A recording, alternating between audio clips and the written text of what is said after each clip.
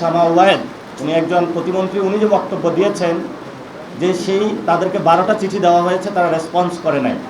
ওই একটা চিঠিতে সাথে সাথে শেখ হাসিনাকে একটু ফেরত চাওয়া প্রয়োজন। আমি সীমান্ত এলাকায় গিয়েছিলাম, শূন্য রেখায় যেটা, সেখানে হলো ধান ক্ষেতের মধ্যে ভারত হলো পুশিং করতেছে বাংলাদেশে এবং খুবই মানবেতর জীবনযাপন করছে তারা, যেখানে হলো তারা বাংলাদেশিদের কাছে খাবার চাচ্ছে, কেউ পানি চাচ্ছে।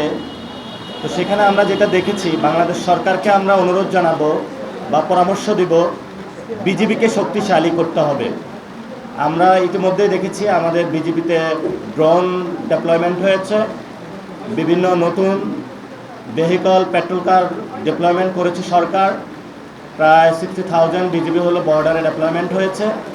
আমরা মনে করি সরকার আরও শক্তিশালী পদক্ষেপ নেবে, কারণ আমাদের বিজিবিকে যদি আমরা শক্তিশালী না করতে পারি তাহলে পুশিং রুখা আমাদের সম্ভব নয়।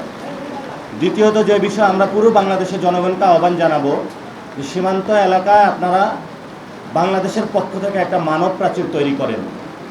এই মানব প্রাচীর ভেদ করে যাতে ওই পার থেকে কোনো সন্ত্রাসী, স্মাগলিং অথবা যারা চোরাচালান করে বাংলাদেশের অভ্যন্তরে ঢুকে ক্রিমিনাল অ্যাক্টিভিটিস না করতে পারে, সেই ক্ষেত্রে আপনারা যথাযথ ভূমিকা নেবেন এবং আমরা আশা করব সরকার এই বিষয়ে উদ্যোগ নেবে।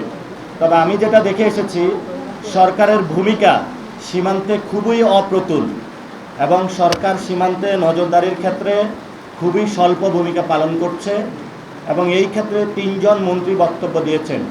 স্বরাষ্ট্রমন্ত্রী সালাউদ্দিন সাহেব বলেছেন ওইখানে লেথাল উইপনে যে হত্যাকাণ্ড হয় এটা বর্ডার কিলিং না, কিন্তু উনি যে বক্তব্য দিয়েছেন এটা সত্য নয়, সেটা আমরা প্রত্যাখ্যান করছি। দ্বিতীয়ত, শামা ওয়াহেদ উনি একজন প্রতিমন্ত্রী, উনি যে বক্তব্য দিয়েছেন যে তাদেরকে 12টা চিঠি দেওয়া হয়েছে, তারা রেসপন্স করে নাই। তা আমরা মনে করব যে রেসপন্স যদি না করে তাহলে পররাষ্ট্রনীতির ক্ষেত্রে আর একটু নতজানু থেকে সরে সঠিক পররাষ্ট্রনীতি নেওয়া, উদ্যোগ নেওয়া সরকারকে প্রয়োজন। ওই একটা চিঠিতে সাথে সাথে শেখ হাসিনাকে একটু ফেরত চাওয়া প্রয়োজন। লাস্ট যিনি ডক্টর জাহেদ একটি বক্তব্য দিয়েছেন, সেখানে উনি বলেছেন সীমান্ত হত্যা ভারতের আভ্যন্তরীণ বিষয়।